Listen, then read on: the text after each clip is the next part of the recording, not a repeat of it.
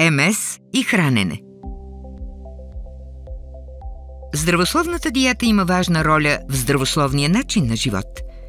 Балансираната диета ще ви помогне да се чувствате по-добре, да превъзмогнете умората и да подобрите качеството си на живот. Няма специфична хранителна диета за МС. Избягвайте специални диети за намаляване на теглото, които не са одобрени от медицински специалист. Най-добре е да поддържате балансирана диета, която ви подхожда.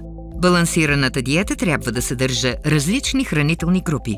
Постарайте се да консумирате пропорционално всяка от изброените хранителни групи. Старайте се това да е ежедневно. През деня приемайте достатъчно вода, около 6 чаши. Избягвайте преработени храни и полуфабрикати, богати на наситени мастни киселини, рафинирана захар, както пържени картофи, пакетирани печива и сладкиши. Изберете здравословна алтернатива, като плодове и салати, пълнозърнести бисквити и риба.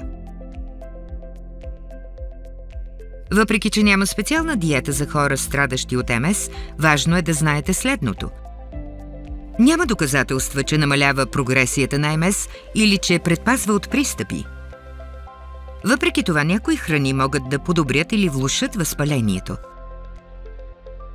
Плодовете и зеленчуците, естествените ненаситени мазнини и храните, богати на фибри, помагат за намаляването на възпалението.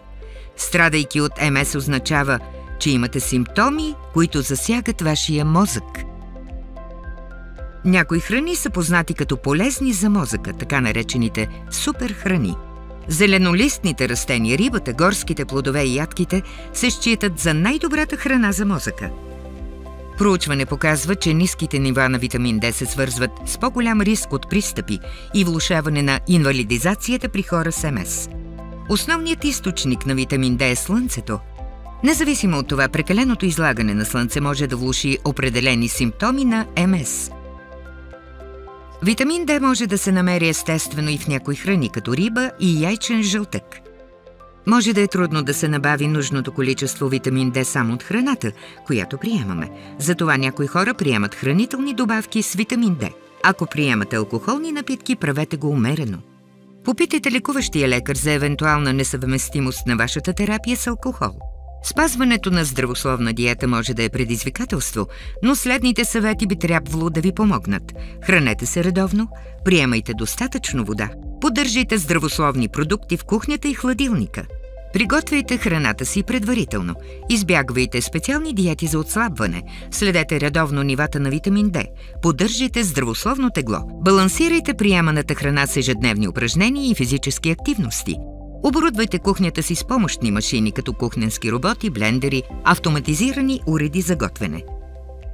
Ако приемате алкохол, правете го умерено. Поставяйте си конкретни цели, така ще ви е по-лесно да бъдете мотивирани. Прилагането на тези съвети ще ви помогне да контролирате храненето си. Ако имате нужда от допълнителна помощ, свържете се с лекуващия лекар, медицинска сестра или специалист-диетолог.